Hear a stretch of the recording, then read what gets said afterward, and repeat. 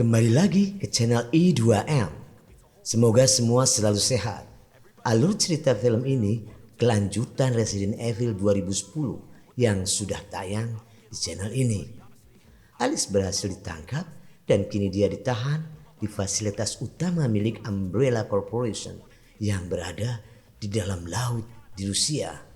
Belum pernah ada yang berhasil lolos melarikan diri. Penghuni fasilitas ini makhluk-makhluk bertubuh besar dan seram, zombie tak terhitung. Alice berusaha melarikan diri, namun semua makhluk itu berusaha menghalanginya, bahkan membunuhnya. Mampukah Alice mengalahkan mereka dan keluar dari fasilitas bawah laut itu? Saksikan saja, yang jelas seru dan menegangkan. Sebelum lanjut menonton, subscribe dulu. Terima kasih.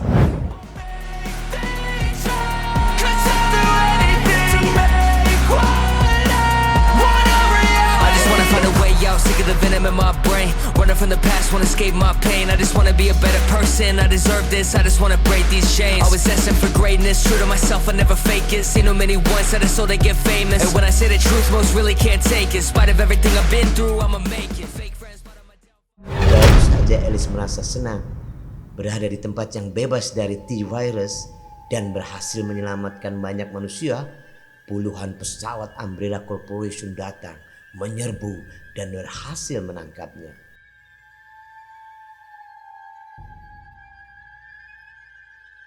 Saat terjaga di pagi hari, suaminya minta disiapkan sarapan karena akan ke kantor. Baru saja bergerak keluar, mendadak zombie muncul menyerang. Suami Alice teriak agar selamatkan anak mereka. Alice, sosok ibu ini minta tolong, tapi tak ada siapapun. Para zombie terus memburu Alice dan Becky, putrinya ini, naik ke pelapon rumah selamat. Mereka turun mencari tempat yang lebih aman. Mereka akhirnya dapat keluar rumah yang keadaannya juga kacau balau. Beruntunglah ada sosok wanita bermobil membantunya. Naas, mobil mereka tertabrak, terlempar dan terbalik. Alice dan Becky, putrinya, selamat. Begitu keluar mobil, para zombie langsung memburu mereka. Mereka berhasil masuk ke suatu rumah untuk bersembunyi. Namun, zombie berhasil melacaknya. Alice nekat keluar persembunyiannya, mencoba mengalihkan zombie dari putrinya. Berhasil. Kini suaminya muncul, justru menyerangnya. Gelap. Alice lain baru tersadar.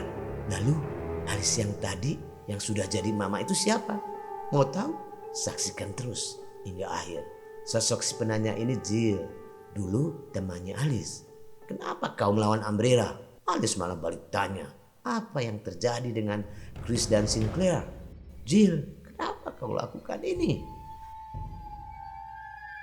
Mendadak komputer pusat lakukan restart dalam 2 menit dan sistem keamanan tak berfungsi. Alice pun berhasil lolos. Saat sistem komputer kembali normal, Alice langsung terpantau. Sinar laser pembelah badan bergerak. Alice segera berlari secepatnya, lolos. Kini dia berada di pinggir jalan di Tokyo. Alice bingung mengamati keberadaannya. Alice segera mendapatkan senjata dari mobil polisi yang terbengkalai. Terpantau lagi. Mendadak hujan dan jalanan penuh mereka yang luluh lalang.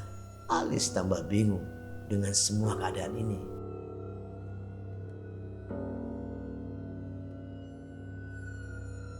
Sosok wanita muda mendadak menyerang leher seorang pria. Keadaan berubah kacau dan Alice kini menjadi target. Ternyata tidak satu, banyak kini yang memburu Alice.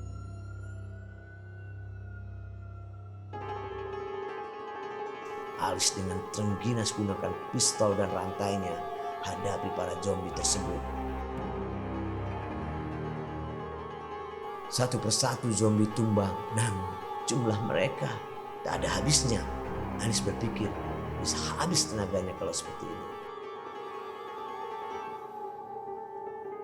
Akhirnya Alice melarikan diri dan berhasil memasuki suatu ruangan yang gelap. Pintu tertutup, lampu menyala. Terlihat logo besar Umbrella Corporation di lantai. Alice ternyata berada di pusat kendali Umbrella. Alice menyelidik dan terlihat beberapa petugas tewas bersimbah darah. Saat Alice mengamati sejumlah senjata, ada yang menepuk pundaknya. Alice lempar, terjadilah perkelahian. Segera takluk. Alice kenal wanita ini ada Wong dan pegawai Umbrella yang katanya sudah tidak lagi bekerja untuk Umbrella. Begitu juga Albert Wesker. Albert muncul di monitor. Langsung pisau meluncur dan blar, hancur. Ada Wong cerita, ia yang matikan sistem komputer tadi sehingga Alice bisa lolos. Ras manusia hampir punah.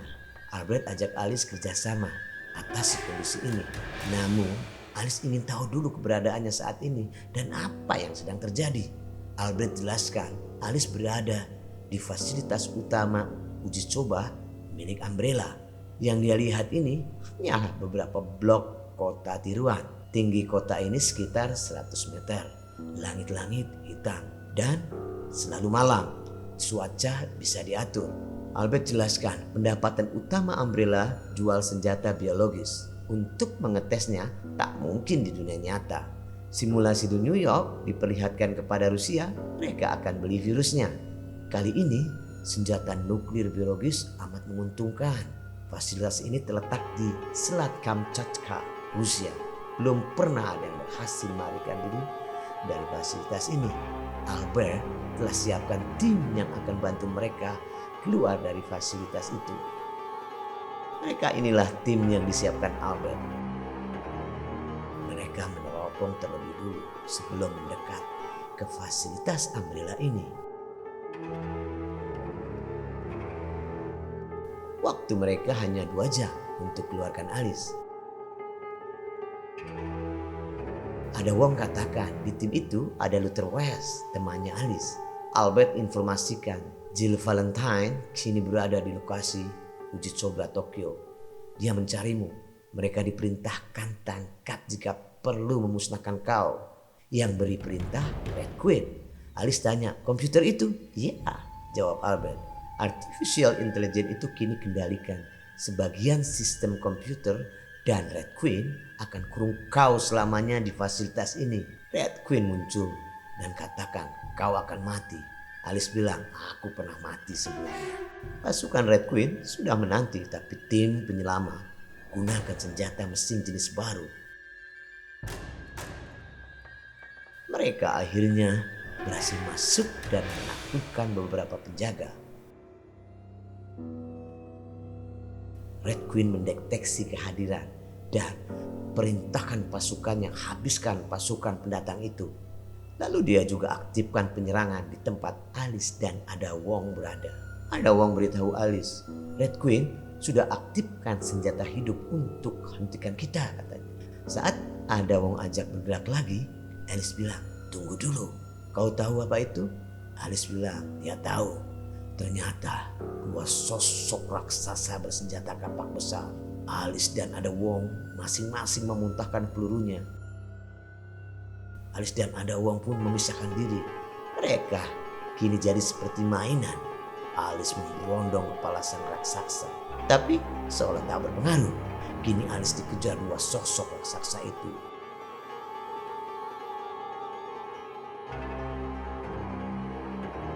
Bensin muntahan truk tangki yang bocor dimanfaatkan Alice untuk membakar sang raksasa itu. Ada Wong ajak Alice terus bergerak karena waktu tersisa tinggal 1,5 jam lagi. Lampu mati dan Ada Wong bilang pada Alice, ini tanda akhir sekuen. Setiap sejam, Red Queen kini aktifkan serangan ke pasukan penjemput yang masih ada di kota rekaan Moskow. Siap. Sekuen Moskow dimulai. Mereka pun bersiap. Terlihat sama-sama pasukan berseragam tentara Rusia. Ternyata pasukan zombie. Pertempuran sengit terjadi. Pasukan penjemput mundur berstrategi. Ada Wong jelaskan itu hanya proyeksi untuk simulasi. Dan pasukan penjemput terlambat datang. Alice melihat sosok sama seperti dirinya terbaring. Ada Wong jelaskan, Alice salah satu dari 15 sosok model. Jadi populasi di blok kota ini saat simulasi ada ratusan yang mati dan akan digantikan dari sosok-sosok model yang sudah ada. Dan perannya dalam satu kehidupan bisa jadi istri, lalu jadi wanita bisnis atau lainnya. Mereka dengar suara mencurigakan, lalu mereka menyelidik. Ada suara dari lemari.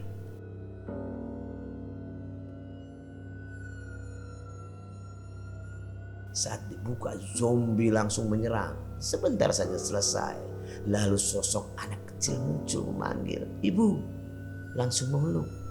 Alice sempat bingung. Sementara di tempat lain, pertempuran terus terjadi antara pasukan penjemput dan tentara zombie Rusia. Alice akhirnya paham, ada foto keluarga yang istrinya sama seperti dirinya.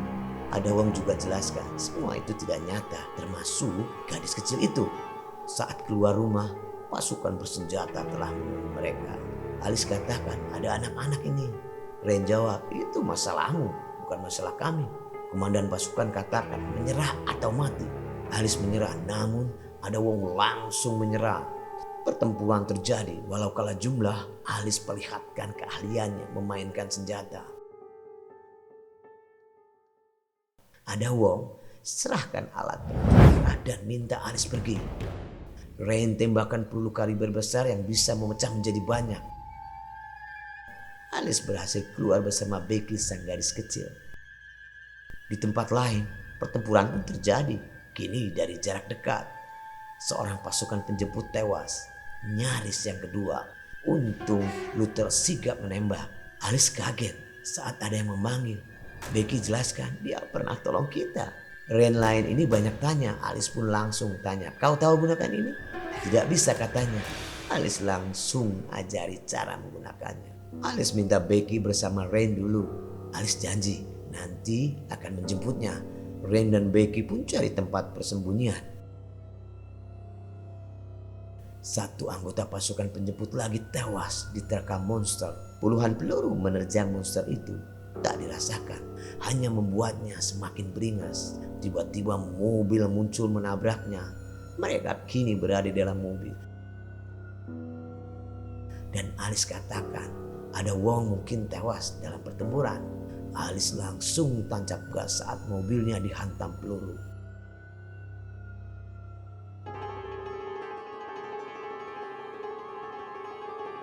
Dan meminta dua pria di belakang bantu menembak.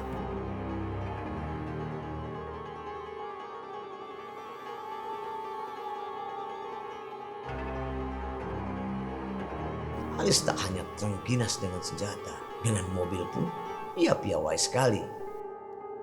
Mendadak di belakang muncul monster mengejar. Alice pun masuk ke lorong dan menabrak tiang-tiang sehingga bangunan rubuh menimpa monster itu. Tewaskah? Saksikan saja terus. Alice kembali menjemput Becky. Leon katakan, waktu mereka sisa 20 menit. Mereka segera bergerak. Ternyata sang monster belum mati.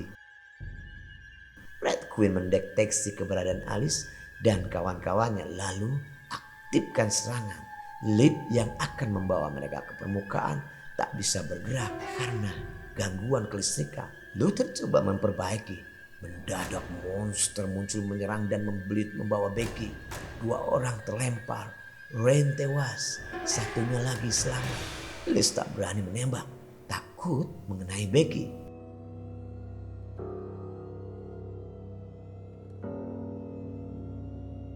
Leon melarang Alice yang ingin selamatkan Becky dan bilang kau lebih penting dari anak itu. Namun Alice bersikeras. Luther tertembak dan Alice langsung membalasnya. pertempuran terjadi lagi. Alice bergerak perlahan, mengintip mengamati. Alice kini berada di lorong Temarang, menemukan tas Becky. Wajahnya cemas. Leon melihat waktu, sisa 5 menit lagi sebelum gedung ini meledak, dan mengajak anggotanya pergi.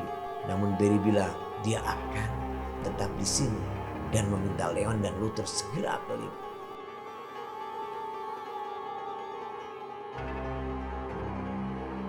Di tempat lain, Alice berhasilkan temukan monster itu dan Becky dibungkus terselubung. Alice pun meluncur ke atas dengan bantuan peralatannya. Menembak kepalanya, tumbang. Alice berhasil selamatkan Becky dan mengambil peledak, lalu segera berlari karena sang monster mulai bersuara. Walau telah luka, Barry pantang menyerah. Rain muncul, katakan, jika kau menembak, kubunuh dia. Barry akhirnya menyerah, diberondong, namun sebelum mati dia berhasil menembak James, lalu diberondong lagi. Alice dan Becky yang melarikan diri memasuki ruang besar yang penuh dengan sosok-sosok yang digantungkan. Ada yang mirip dengannya, bahkan banyak. Monster itu ternyata belum mati, kini berhasil ditemukan Alice. Menyergap, namun Alice melesat ke atas dan sebelumnya lepaskan pelatuk bom meledak. Detonator yang dipasang pasukan penjemput akhirnya meledak dahsyat. Seluruh fasilitas milik Umbrella Corporation hancur terhantam gelombang air.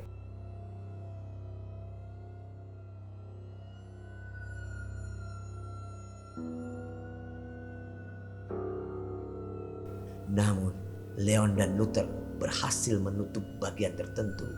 Alice berhasil dan Becky selamat. Terlihat kendaraan meluncur di atas salju. Dan penumpangnya hanya berempat. Leon sebagai pengemudi. Mereka tertidur setelah letih hadapi berbagai rintangan untuk sampai lolos seperti ini. Mendadak terjadi goncangan. Mobil berhenti dan dari dalam salju muncul sesuatu yang besar. Mereka keluar kendaraan memeriksa. Ternyata kendaraan besar berlogo Umbrella. Pintu terbuka, Jill muncul dan di belakangnya ada Wong dengan tangan terikat. Mereka kini berhadapan. Alice tanya, kalian berdua saja? Jill jawab, berdua saja cukup. Rain menyuntikkan sesuatu ke lehernya. Memukul ada Wong jatuh. Luther dan Leon menembaki Rain, tapi sepertinya tak berpengaruh. Luka tembakan di tubuh Rain langsung sembuh dan peluru yang tadi bersarang di tubuhnya keluar sendiri melalui ujung jari. Alice dan Jill bertarung dan masing-masing menggunakan senjata andalannya. Sementara Rain dikeroyok oleh Leon dan Luther. Jill memang hebat. Alice mental tertendang. Namun segera bangkit dan kembali menyerang.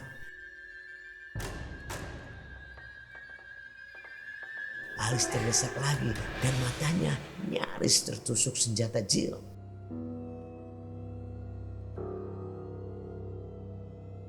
Sementara Leon dan Luther kewalahan menghadapi Rain yang tak ada lelahnya.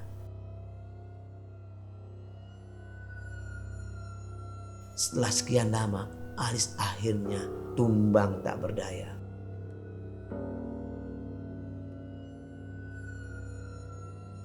Red Queen memerintahkan Jill untuk melenyapkan Alice. Di saat genting, Alice menarik lepas bros berbentuk laba-laba yang dikenakan Jill. Jill pun langsung jatuh lemas. Bros laba-laba itu ternyata melawan, dilempar dan ditembak oleh Alice. Akhirnya tak bergerak lagi. Luther pun akhirnya tumbang setelah terkena hantaman Rain. Leon pun tumbang. Alice memberondong Rain, tapi tak ada pengaruh. Mereka bertempur jarak dekat. Alice terkena pukulan Rain, jatuh tersungkur. Alice melihat di bawah salju ternyata banyak zombie air. Jill meraih senjata dan melemparkan pada Alice. Lalu Alice menembak sekeliling tempat Rain berdiri. Salju pun ambrol dan Rain masuk ke dalam air. Rain sempat muncul, tapi zombie-zombie air langsung menariknya lagi ke dalam air. Alice pun terjatuh, mungkin kehabisan tenaga setelah sekian pertempuran. Saat siuman, Alice sudah berada di atas pesawat, ditunggui oleh Becky dan Jill. Jill katakan dia senang Alice sudah siuman, dan Alice bilang senang Jill sudah kembali bersamanya. Pesawat sudah sampai markas dan Alice langsung temui Albert. Yang lain tunggu di luar. Setelah berhadapan, Albert mendadak bergerak cepat dan menyuntikkan sesuatu ke Alice. Lalu jelaskan, dia satu-satunya yang berhasil dengan T-virus di tubuhnya. Kini dia butuh Alice. Red Queen telah habisi semua manusia. Hanya mereka manusia yang tersisa. Inilah awal dari akhir.